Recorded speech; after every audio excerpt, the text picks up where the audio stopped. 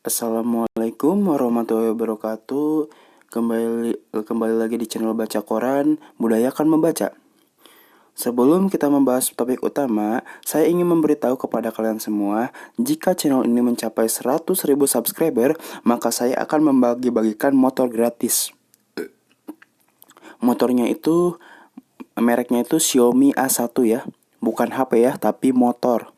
Bisa dicek di YouTube motor Xiaomi A1 itu seperti apa.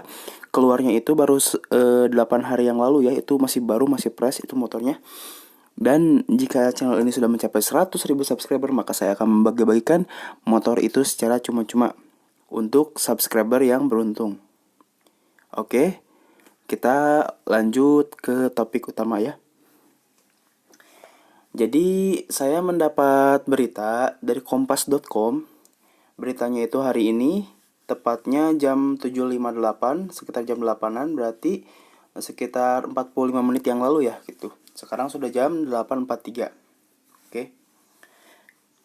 Di sini itu judulnya itu kronologi terbongkarnya pernikahan Syekh Puji dengan bocah 7 tahun berawal dari pengaduan keluarga. Gila kali ya. Masa seorang kakek-kakek itu nikahi bocah 7 tahun. Gila bener ini kayak kakek. Nih kalau misalnya kalian pengen tahu mukanya nih. Nah, ini. Screenshot aja ya. Screenshot.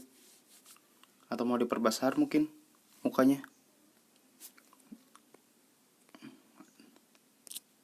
Nah, ini nih. Silakan screenshot. Oke, udah ya. Udah screenshot kan? Oke, kita lanjut. Pemilik pondok pesantren. Oh, pemilik pondok pesantren. Kok malu-maluin ya gitu? Pemilik pondok pesantren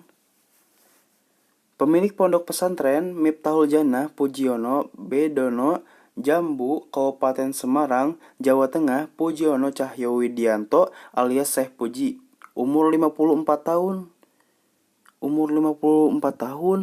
Nikahi bocah 7 tahun.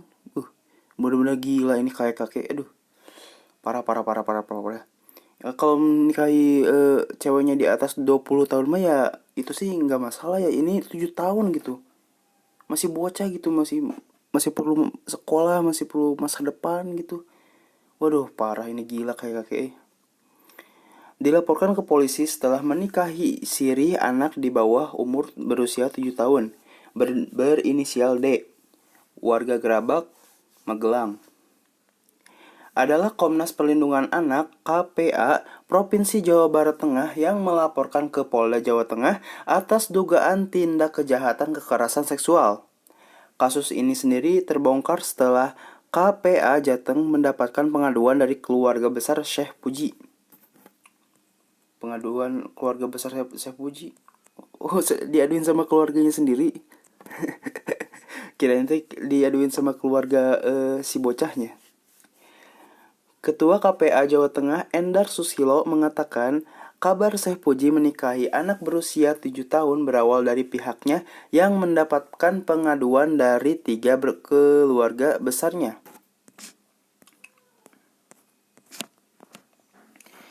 Mereka yakni Joko Lelono atau Jack dan 2 keponakannya Wahyu dan April Cahyo Widianto.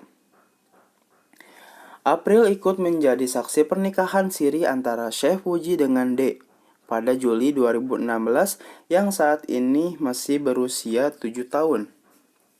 2016, sekarang udah 2020. Berarti 7 tambah 4, berarti 11 tahun. Oh ya, umurnya sekarang sudah 11 tahun ya.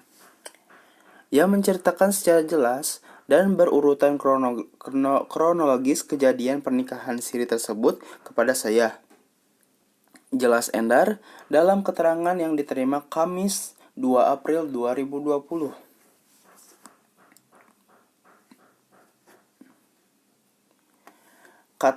Kemudian kata Endar, April mengaku ditelepon oleh Syekh Puji untuk diundang datang menjadi salah satu saksi pernikahan siri dengan D. Kemudian setelah acara pernikahan Siri dimulai, tengah malam sekitar pukul 20, sekitar jam 12 malam, Syekh Puji menyuruh D duduk di pangkuannya, kemudian dicumbui oleh Syekh Puji dengan kesaksian oleh April dan beberapa saksi lainnya. Lantas, menjelang subuh, April pulang dan tidak tahu lagi apa yang dilakukan oleh pasangan pengantin baru tersebut. Jelas Endar. Oke, kita ke halaman selanjutnya.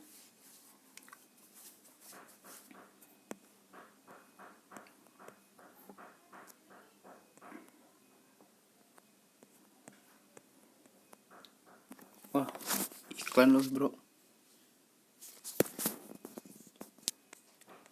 Mana ya?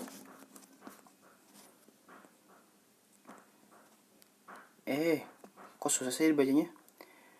Laporan itu, pihaknya kemudian melakukan investigasi dengan menemui 2 orang saksi lainnya yang mengikuti acara pernikahan tersebut selain April dan juga mendatangi ibu korban berinisial EDG. Sambungnya, 2 saksi dan ibu korban mengaku adanya pernikahan tersebut. Saya mendatangi 2 orang saksi lain dan ibu korban bernama EDG di rumah masing-masing dan mereka semua mengakui adanya pernikahan tersebut dan juga melihat tindak pencabulan terhadap D yang dilakukan oleh Syekh Puji di pondok dan kediaman Syekh Puji setelah pernikahan siri tersebut, jelasnya gitu. Bahaya juga nih Ustadz. Parah nih.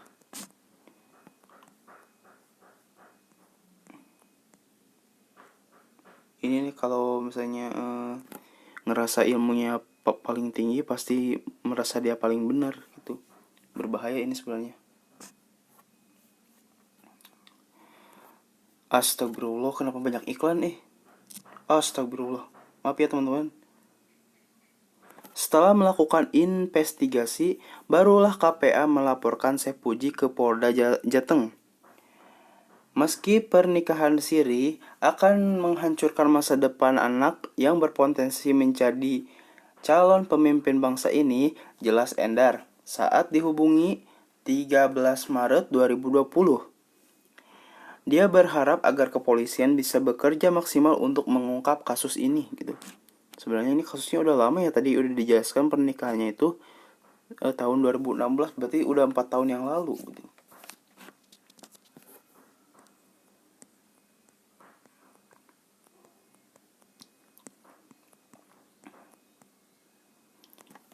Bacanya potret aja ya teman-teman ya.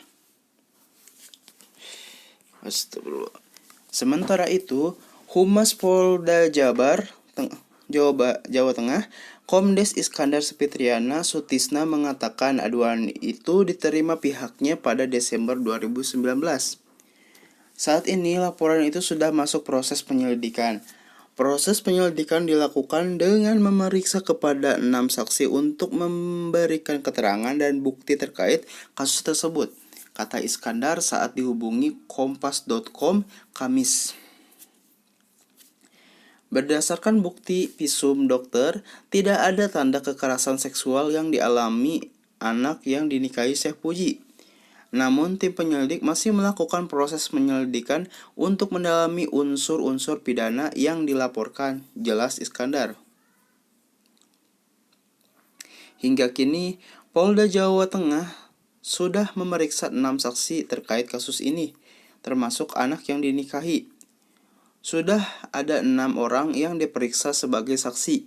Ada dari pihak korban dan ada dari pihak lainnya, katanya. Oke, beritanya habis. Mungkin segitu saja dari saya. Mohon maaf ya tadi saya bicaranya agak grogi gitu. Tapi sekali lagi saya ingin mengingatkan kepada kalian semua, jika channel saya sudah mencapai 100.000 subscriber, maka saya akan membagi-bagikan motor gratis berupa mereknya itu Xiaomi A1. Untuk bentuk motornya sendiri bisa dicek di YouTube, ketik aja di pencarian motor Xiaomi A1. Motornya baru keluar 8 hari yang lalu ya, masih baru gitu, masih fresh. nanti saya akan membagi-bagikan motor itu kepada orang-orang, kepada subscriber saya yang beruntung. Oke.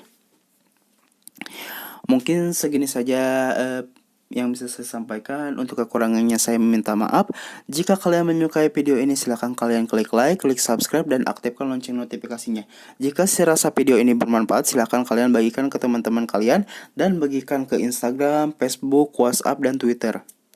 Oke, mungkin segitu saja yang bisa saya sampaikan. Untuk kekurangannya saya meminta maaf. Wassalamualaikum warahmatullahi wabarakatuh.